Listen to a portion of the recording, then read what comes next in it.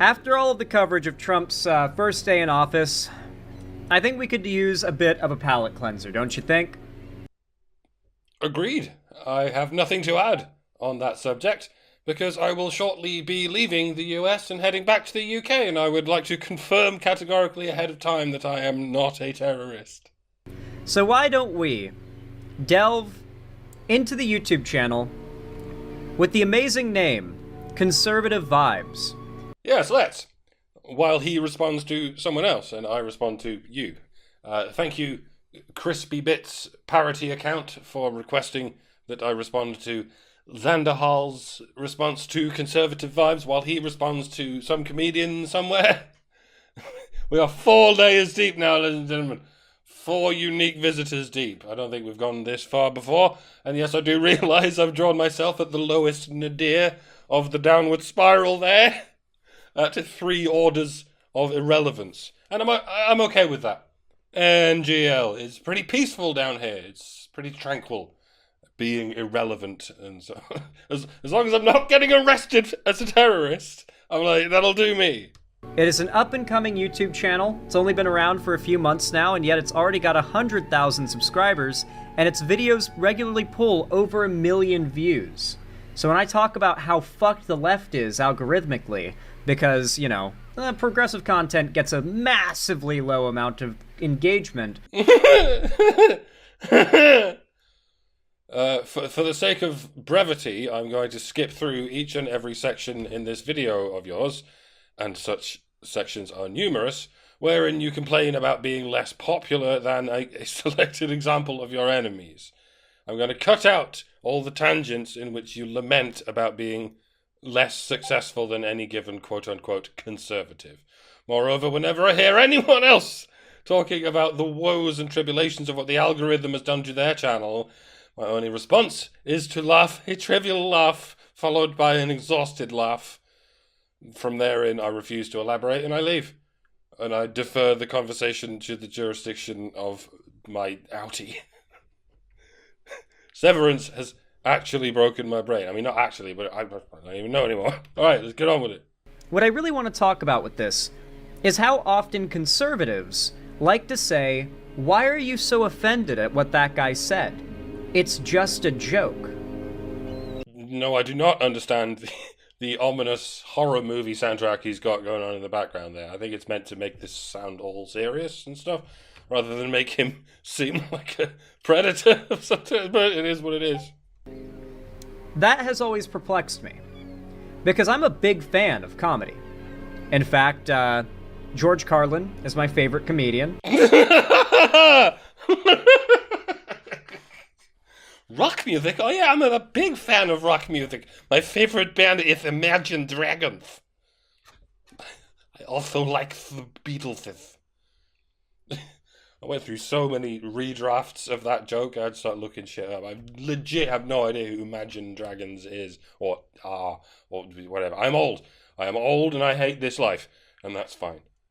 His bit about stuff is probably it lives in my head rent-free. Like, every time I have to deal with any amount of stuff, like getting my stuff from the car to my house, or my house to the car, like, anytime it's like, make sure my keys, wallet, god damn it, and I think about the George Carlin bit about how life is just about accumulating stuff.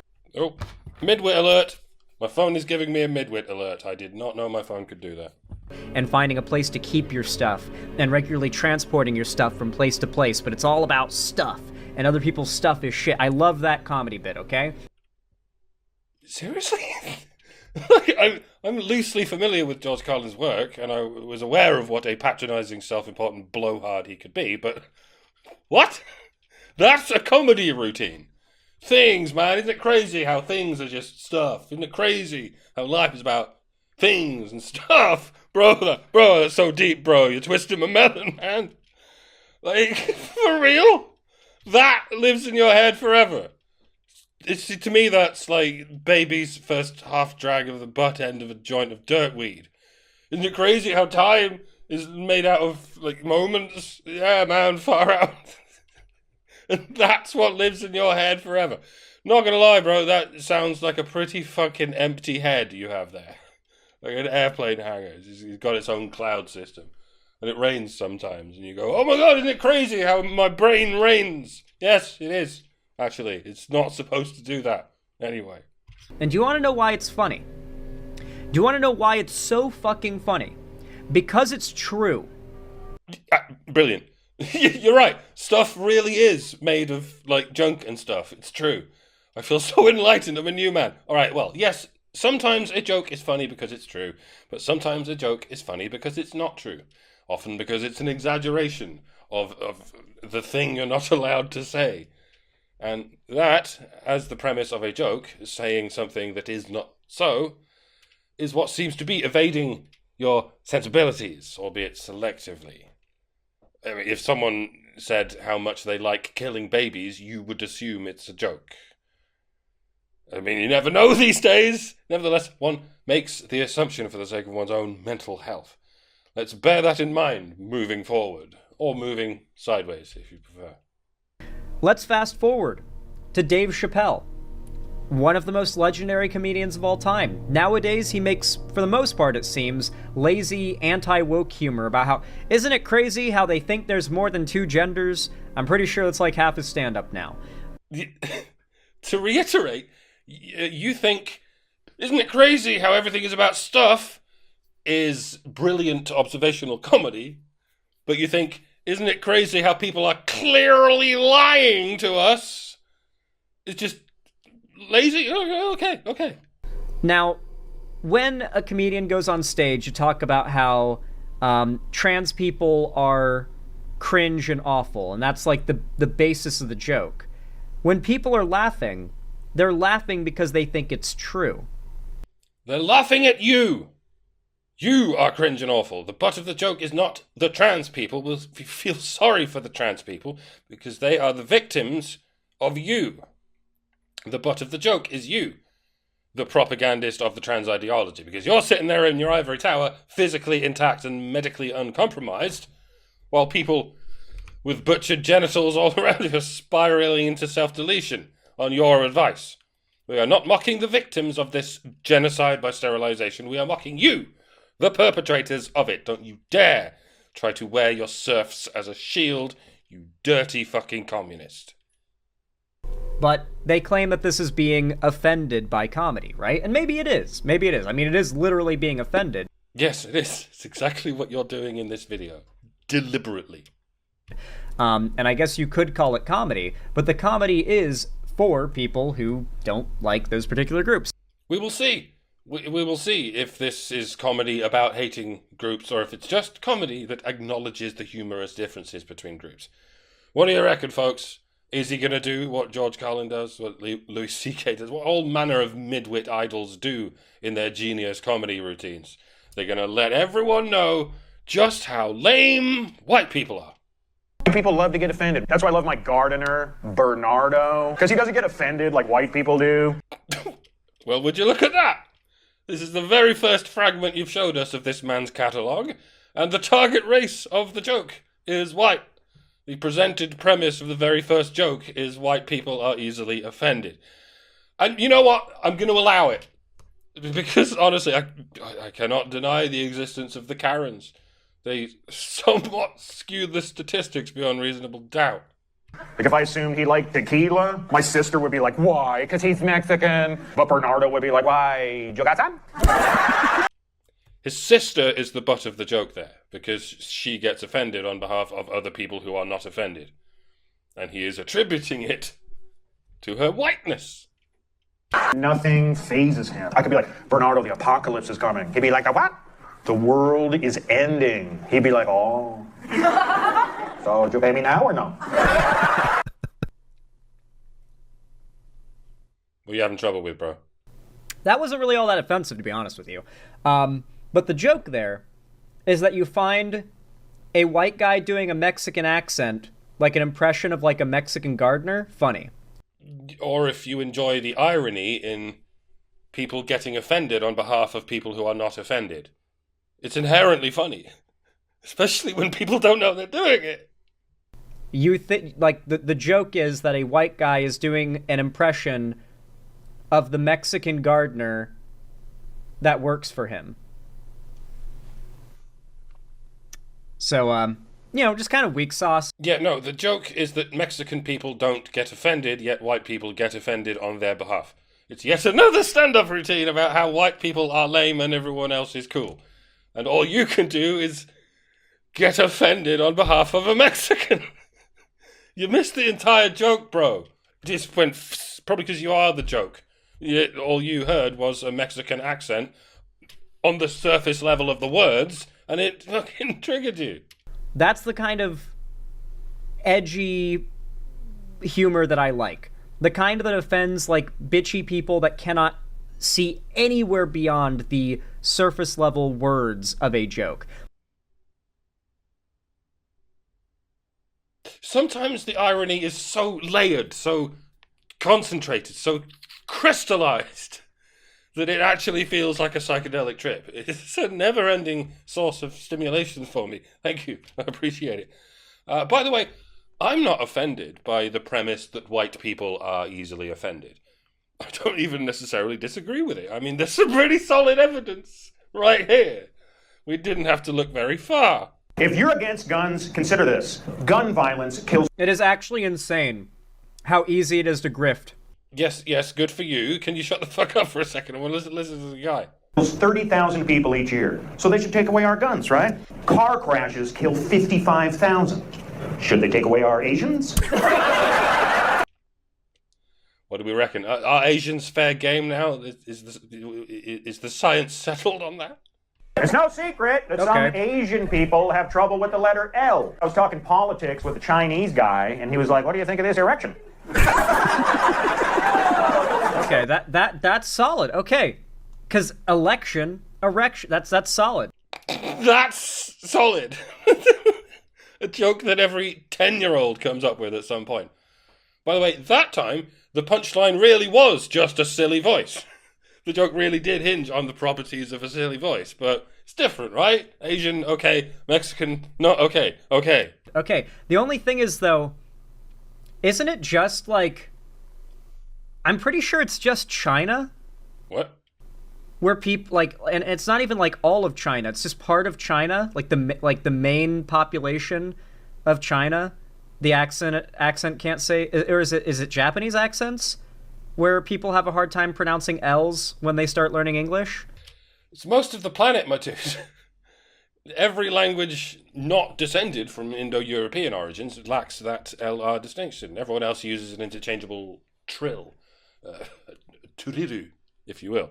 But it's okay, you didn't know. It's okay to be ignorant, as long as you're not pretending to be intelligent. I can see where he's going there with the joke, you know? I can see where he's going with it. Yes, he swapped an L for an R. You're right, there's certain nuance there, a certain sophistication to the joke. I'm glad you spotted it. Let's say you call a white person, might sound something like this. Hello, please leave a message after the tone. Let's say you call a Mexican person, might sound something like this. Oh dear, the white guy is the normal guy. Are your spidey senses tingling? Let's say you call a black person, might sound like this.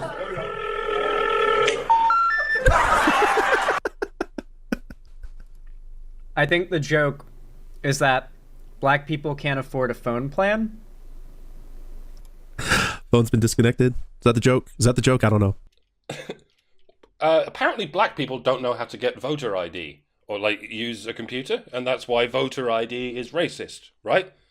So I guess they can't use phones either. Is that if people can't quite figure out what the joke is, it definitely loses some points, but whatever, a laugh is a laugh.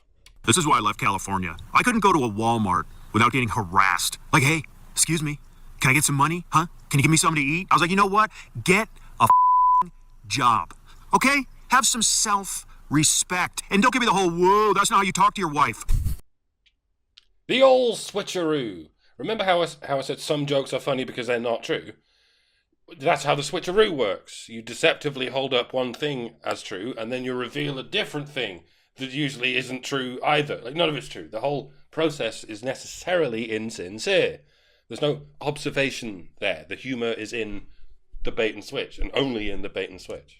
The joke is that homeless people are bad, right? And so at first you're supposed to be like, okay, yeah, so like That's how you would talk to a homeless person, obviously. Yeah, homeless people are awful. They're the worst. Cool.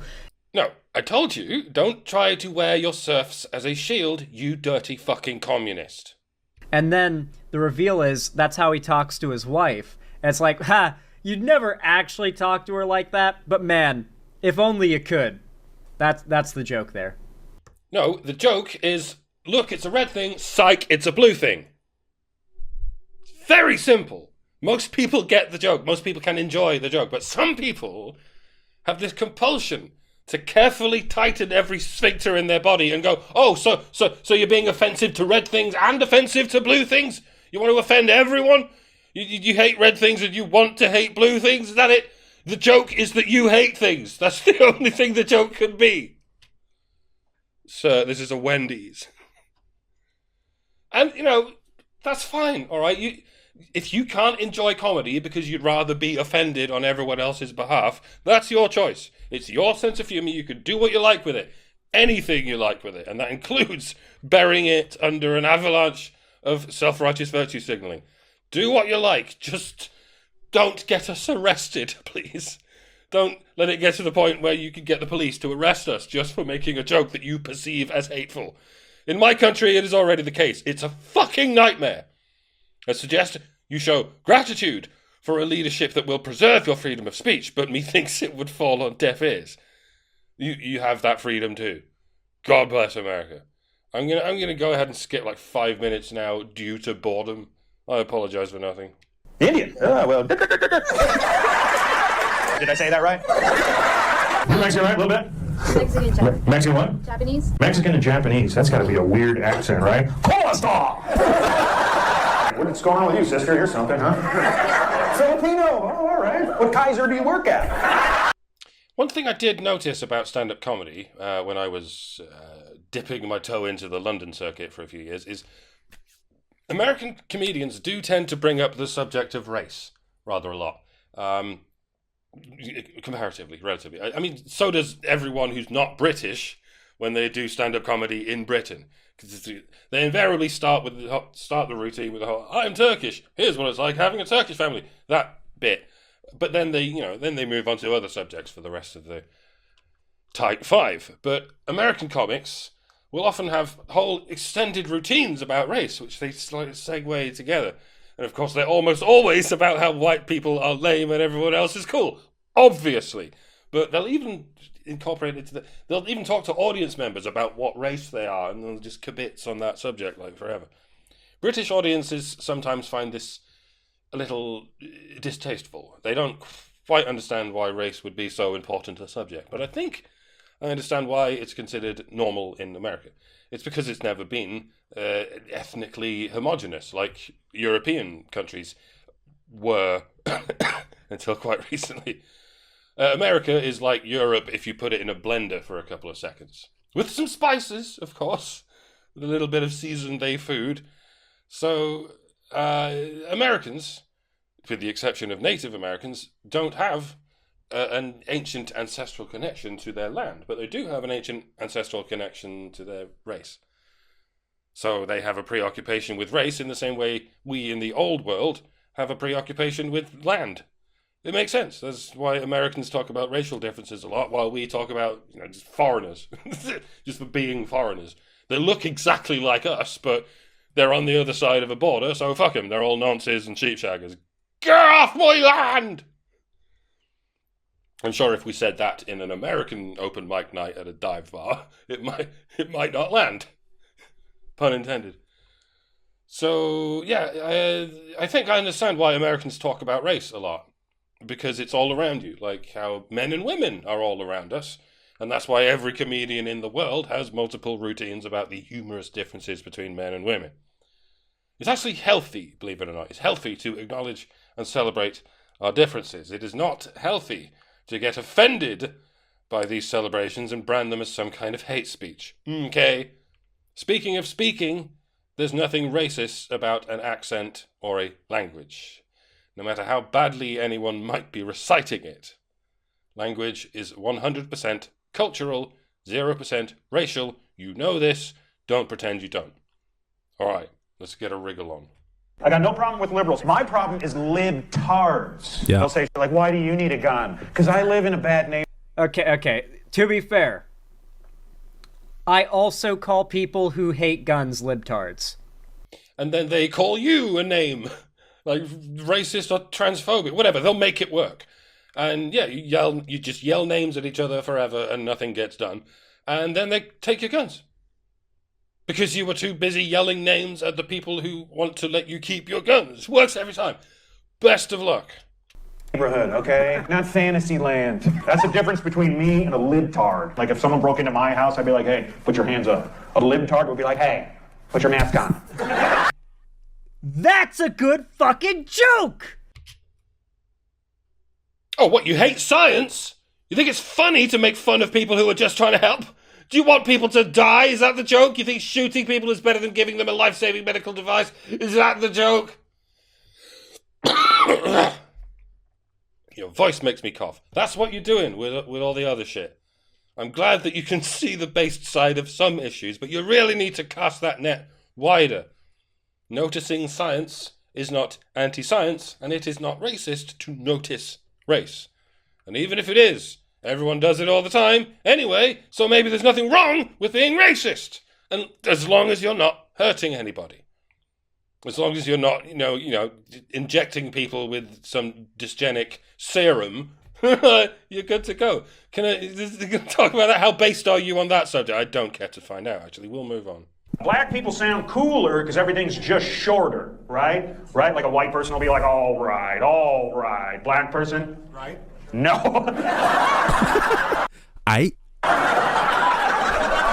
Once again, and to the word this time, white people not cool, everyone else cool. Every fucking time. That's what it boils down to. And every fucking time you figure out how to take that and twist it back to front and inside out into white people good, everyone else bad. Right? Let's see how you get on this time. The funny thing there is that he expected that his stereotype would work out for him, and it didn't. The joke is there that he failed at doing a racism in a way, when you really think about it. You did not disappoint. Million views just to sit on the side and laugh like a moron. Yep. It is that easy. And yet, I keep on the grind for you guys, despite watching these horrible monsters.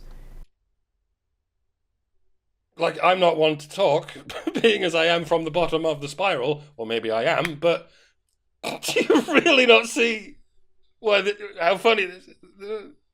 Any conservative content you find online isn't about educating you about the conservative worldview, because the conservative worldview is just hating the left, and hating the groups the left advocates for, in terms of, like, minorities and whatnot. Actually, I am love and you are hate. That's how I identify things. I'm glad I could educate you. I mean, can I say that? Can I get away with saying that? Because it's exactly what you're saying. Me love, you hate. Me good, you bad. I realize you guys are laughing while I'm joylessly bitching at your laughter, but that's because me love, you hate. It's obvious. Bro, this is so cheap. This is so basic, bitch. And it's no surprise when your idea of transcendently memorable comedy isn't it crazy how everything's about stuff? George Carlin was a hack, folks. It's time to admit it. He was a magnet for midwits, and that's all he ever was. And he has a lot of shit to answer for when it comes to this endemically pervasive moral of the story, where white people are lame and everyone else is cool. And of course, women are victims of life, and it's all men's fault. That goes without saying. The problem with midwits is every time they learn something, they think they're the first person in the world to figure it out. Even though they didn't figure it out. Somebody else told them. And they were probably lying. So yeah, they discover, for instance, midwits discover that they have an instinctive drive to protect women. And they think, wow, how uniquely considerate of me to be the only member of my species who can conceive of this holy notion of protect the wommans. No one else has thought of it before. I am truly a pioneer. Those bad men over there, they would never dream of protecting women. It's a field of study that was discovered by me in my university 3 seconds ago. And then one day some grossly overrated celebrity says, isn't it crazy how everything is about stuff? And the midwits go, oh my god, you're so right. Everything really shouldn't be about stuff. Shut up and take my money. And it's just sad. And I would say I feel sorry for them, for midwits, but they're not even a them. I am, to the best of my knowledge, an absolute midwit. I'm one of those specimens that was like a gifted child up until puberty and then a burned out fucking disappointment for the rest of my life. I tested like 130 something IQ when I was young. But since then I've been tattering my brain into the safe zone. And I've been working on shit like that, like it's the cure for cancer. Like, I want to be below 100 by my middle age, or I'm taking the nuclear option. I'm what you might call an aspiring half-wit. If your IQ is like 140 or above, you're in a position to game the system. You have the wherewithal to game the system, maybe. But anything between that and 100, and you're in the danger zone, where you can sort of sense what's happening around you, but you don't have the capacity to change it. That's hell on earth, right there. That's the worst thing that could possibly happen. So yeah, my life's mission so far has been to kick myself down to below 100 IQ, whereupon I can stop worrying about these things and just enjoy life. And I'm well on my way. I have drunk so much of your unbelievably cheap vodka, America. It's been another fantastic 3 months. And I can barely remember any of it. I'm starting to forget my childhood at this point, and that's some encouraging progress. But I can still rotate an apple in my mind, which is disappointing. I will work on it. Please consider leaving a like and a comment. Every single thumbs up and comment goes a very long way to boost my channel in the algorithm and helps immensely. Remember, we are fighting an uphill battle. Okay. All right, remember, folks, don't hit like, don't hit subscribe, don't hit the notification bell. None of it does anything. All together now. Not on this channel. But we soldier on, and we try not to complain.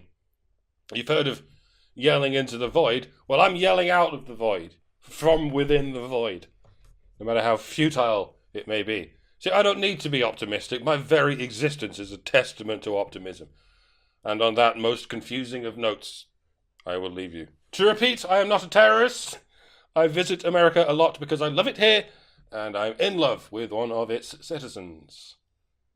All of them, in a way, but mostly one. Wish me luck as I brave the labyrinth of customs desks on my way home. If you don't hear from me, consider me dead. Couldn't think if it just consider me dead. Like, now. Right, I'm a ghost. I'm not even here, and nor is my ghost. This is an illusion of an illusion of an illusion of turtles, and so on. All right, I'll stop. Get out of here, you.